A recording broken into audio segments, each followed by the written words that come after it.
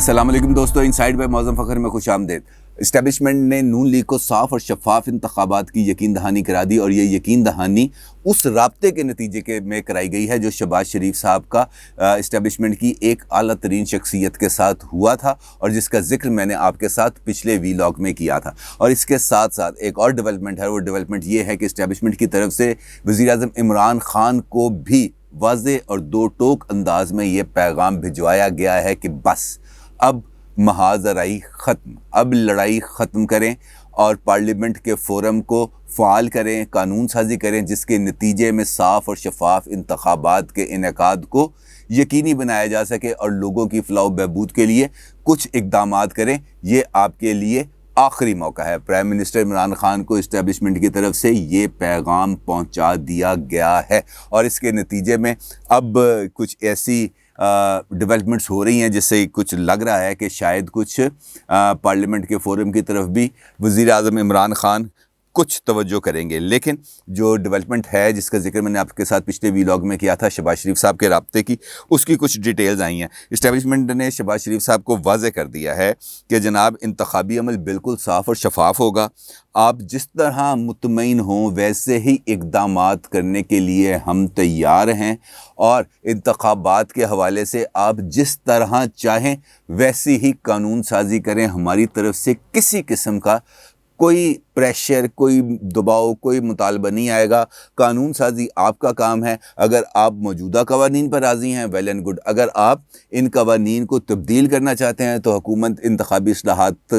लाना चाहती है, आप उस मुशावरती अमल में शामिल होकर मुत्तफ़िक़ा तौर पर जो आइनी इस्लाहात हैं, जो इंतखाबी इस्लाहात हैं वो करें। मुकम्मल तौर पर फैसिलिटेट किया जाएगा और इंतखाबात के नताइज जो पैरामीटर्स आप फ़िक्स करेंगे साफ़ और शफ़ाफ इंतखाबात के लिए, जो तमाम जमातें तय कर लेंगी, हम उसके ऊपर पैरा देंगे और जो इंतखाबात को साफ़ और शफ़ाफ बनाया जाएगा और इन इंतखाबात के नतीजे में जो भी नतीजा आएगा वो हम सबको कबूल होना चाहिए, वो आपको भी कबूल होना चाहिए, वो हमको भी कबूल होना चाहिए। और इस मामले को अब हमें आगे बढ़ना चाहिए। ये इंतखाबात के तनाज़ुर को उनका ये कहना था कि अब हम ज़रा कुछ ब्रॉडर स्पेक्ट्रम के ऊपर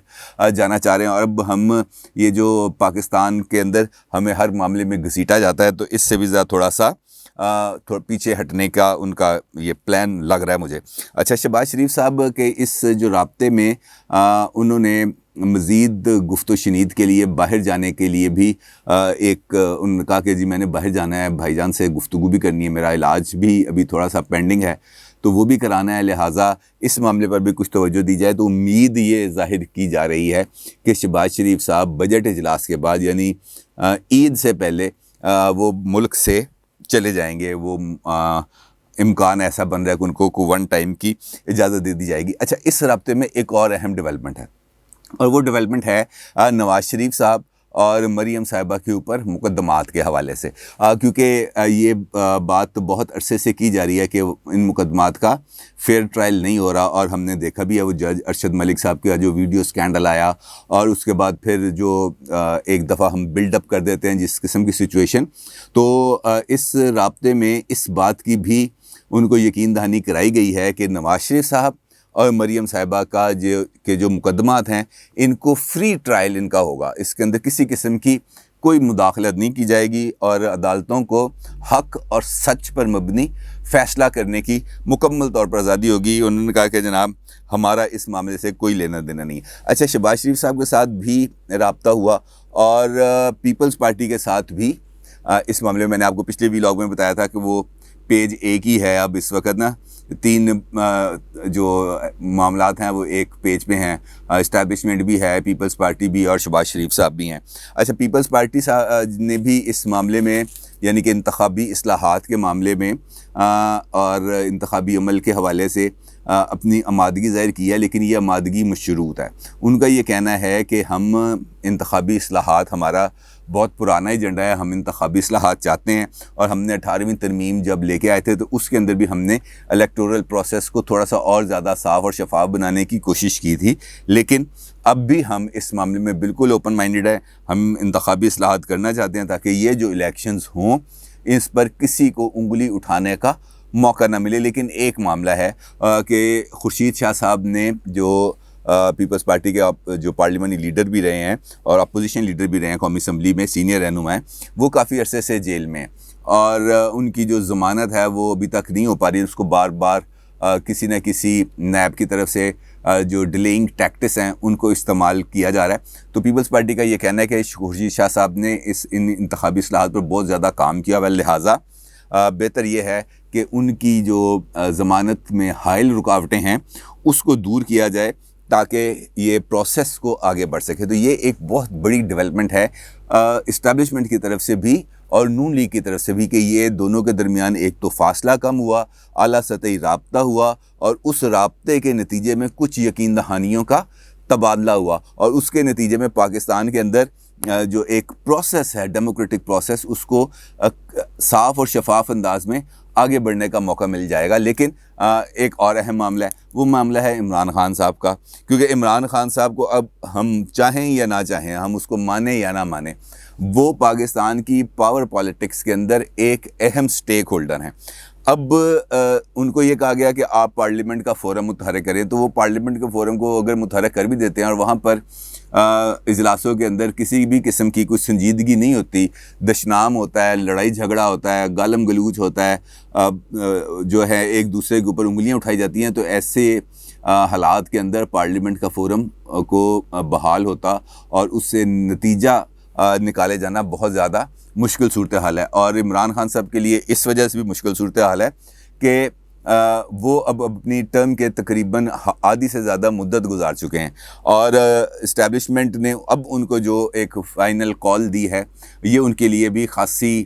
سوچنے سمجھنے کا مقام ہے. کیونکہ اگر ہم اس وقت دیکھیں تو ان کے بھی جو ہے نا پاؤں کے نیچے سے جو زمین ہے وہ خاصی گرم ہو رہی ہے اور اس صورتحال میں ان کے سامنے بھی حکمت عملی بہت حد تک محدود ہو جاتی ہے. اور سوال اس ساری صورتحال میں یہ پیدا ہوتا ہے کہ کیا عمران خان اسٹیبلشمنٹ کے اس پلان پر عمل کریں گے یا کوئی اور کھیل کھیلیں گے، یا عمران خان کی جو دوسرا سوال ہے کہ عمران خان کی ساری صورتحال کے اندر حکمت عملی کیا ہوگی. تو اگر ہم ان دونوں سوالات کا ہی باریک بینی سے ذرا تھوڑا سا جائزہ لیں تو ہمیں عمران خان صاحب کی حکمت عملی بڑی کلیئرٹی کے ساتھ نظر آ جائے گی، کیونکہ وہ کسی بھی حالت میں پیچھے ہٹنے والے نہیں ہیں. لیکن جو اس وقت کی صورتحال ہے، پی ٹی آئی کے اندر انتشار ہے، گروپ بندی ہے، اختلافی آوازیں بڑی سامنے آ رہی ہیں، تو ان کے لیے ایک ہی حل ہے، ایک ہی راستہ ہے اور وہ ہے ان کا نیریٹو. وہ اس نیریٹو کو جس حد تک بلڈ کر لیں گے کرپشن کے حوالے سے، احتساب کے حوالے سے، اپنی حکومت کی کارکردگی کے حوالے سے، معاشی پالیسیز کے حوالے سے، گروتھ ریٹ کے حوالے سے، جتنی وہ رائے عامہ ہموار کریں گے وہ اتنا ہی ان کے لیے بہتر ہے. اور احتساب کے معاملے پر جو ان کا نیریٹو ہے وہ صرف اب موجودہ حالات میں صرف اس ایک صورت میں اور زیادہ کامیاب ہو سکتا ہے کہ جہانگیر ترین صاحب اندر ہو جائیں، ان کو گرفتار کر لیا جائے. اور اس ایک چیز کو وہ جتنی عمدگی کے ساتھ، کیونکہ ان کی سوشل میڈیا جو ٹیم ہے وہ بہت زیادہ ایکٹیو ہے، وہ چھوٹے سے چھوٹے معاملات کو بہت زیادہ ہائی لائٹ کر کے پھیلا سکتی ہے. تو اس صورتحال میں اگر جہانگیر ترین صاحب نشانہ بنتے ہیں تو عمران خان صاحب کے لیے اپنا جو اکاؤنٹیبلٹی کا نیریٹو ہے اس کو تو وہ آسمان تک لے جائیں گے. وہ تو پھر پیچھے ہٹے گا ہی نہیں نا. وہ کہیں گے جناب یہ تو ہم نے ایک ایسا کارنامہ سر انجام دیا جو پاکستان کی تاریخ کے اندر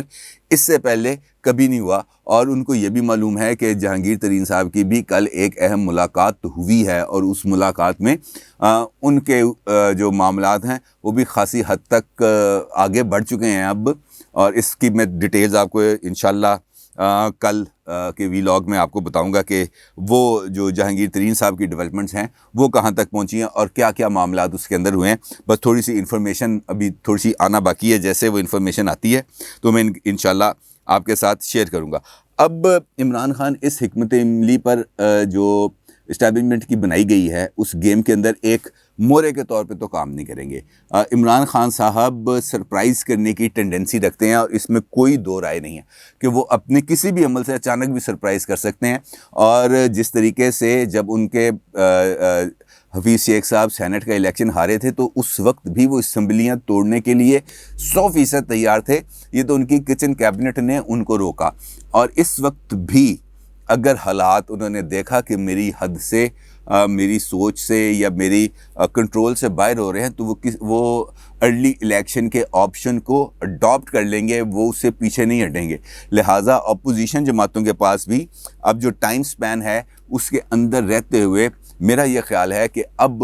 سنجیدگی کے ساتھ اس عمل پر غور کرنے کی ضرورت ہے کہ یہ جو صاف اور شفاف انتخابات کا جو معاملہ ہے اس کو کس حد تک یقینی بنایا جا سکتا ہے، کس قسم کی قانون سازی کی جا سکتی ہے، کیونکہ حکومت کی طرف سے جو ابھی جو بل آیا ہے ان کی طرف سے انتخابی اصلاحات کا، اس کے اندر تو تقریباً 40 کے قریب نکات ہیں جس میں انہوں نے کہا ہے کہ ہم ان نکات کے اوپر انتخابی اصلاحات کرنا چاہتے ہیں، لیکن اس کے اندر 2-3 زیادہ امپورٹنٹ ہیں، انہی کو اگر ہم تھوڑا سا ڈسکشن کر لیں تو میرا خیال ہے اسی سے صورتحال واضح ہو جائے گی۔ ایک تو وہ یہ چاہتے ہیں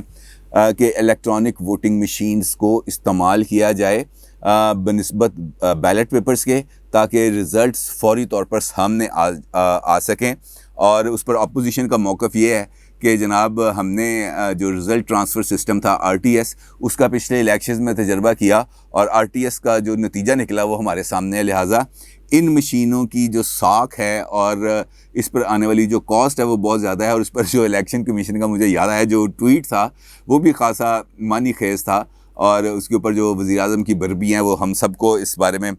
کسی بھی قسم کی دو رائے نہیں ہے۔ دوسرا آپشن دوسری جو تجویز ہے وہ ہے اوورسیز پاکستانیز کے لیے ووٹنگ رائٹ، اور یہ عمران خان صاحب اگر EVM سے یعنی کہ الیکٹرانک ووٹنگ مشینز والے آپشن سے اگر ان کو پیچھے بھی ہٹنا پڑا تو وہ ہٹ جائیں گے، لیکن وہ اوورسیز پاکستانیز کے ووٹنگ رائٹ سے پیچھے نہیں ہٹیں گے، کیونکہ یہاں پر 80 لاکھ کے قریب لوگ ہیں جو اس وقت بیرون ملک میں موجود ہیں پاکستانی، اور یہاں پر اچھی خاصی تعداد ہے، شاید میں کچھ زیادہ بول گیا ہوں، تقریباً ایسے ہی کوئی فگر تھی، مجھے اب یاد نہیں آ رہا ایگزیکٹ۔ تو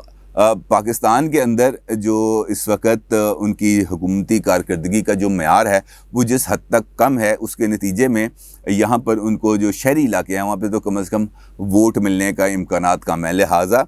وہ اپنی یہ جو ڈیفیشنسی آ رہی ہے ووٹ بینک کے اندر اس کو پورا کرنے کے لیے وہ اوورسیز پاکستانیز کے ووٹ پر بینک کر رہے ہیں، لہٰذا وہ یہ انتخابی اصلاحات کے اندر جو بھی مشاورت ہوگی وہ EVM کو سامنے رکھیں گے، لیکن بارگین ان کی ہوگی اوورسیز پاکستانیز کے ایشو کے اوپر، اس کے علاوہ اور کوئی آپشن نہیں۔ تیسرا جو اہم معاملہ ہے ان انتخابی اصلاحات کے جو بل ہے اس کے اندر ہے جو ٹریسیبل بیلٹ فار سینٹ الیکشنز، کہ سینٹ الیکشن کے اندر جو لوگ ووٹ دیتے ہیں اس کو ٹریس کیا جا سکے، ٹریسیبل بیلٹ کا کوئی میکنزم بنایا جا سکے، چاہے اس پہ بار کوڈ لگ جائے یا وہ بھی EVMs کے ذریعے ہو جائیں تاکہ ہر ایک بندے کو پتہ چلے کہ کس نے کس کو ووٹ دیا ہے۔ تو یہ 3 بنیادی چیزیں ہیں جس کے اوپر ان کی پوری انتخابی اصلاحات کی جو گیم ہے وہ کھڑی ہے، اور اب دیکھنا یہ ہے کہ اپوزیشن اس کا متبادل کیا لے کے آتی ہے، یا ان جو انتخابی اصلاحات ہیں اس کے اندر کس قسم کی تبدیلیاں لے کے آتی ہے الیکشن کمیشن کے پلیٹ فارم کے ذریعے، جس کے نتیجے میں یہ جو صاف اور شفاف انتخابات کی جو یقین دہانی کرائی ہے اسٹیبلشمنٹ نے نون لیگ کو، اس پر عمل درآمد کیا جا سکے۔ اپنی رائے کا ضرور اظہار کیجیے گا۔ آپ کا بہت شکریہ۔ اللہ حافظ۔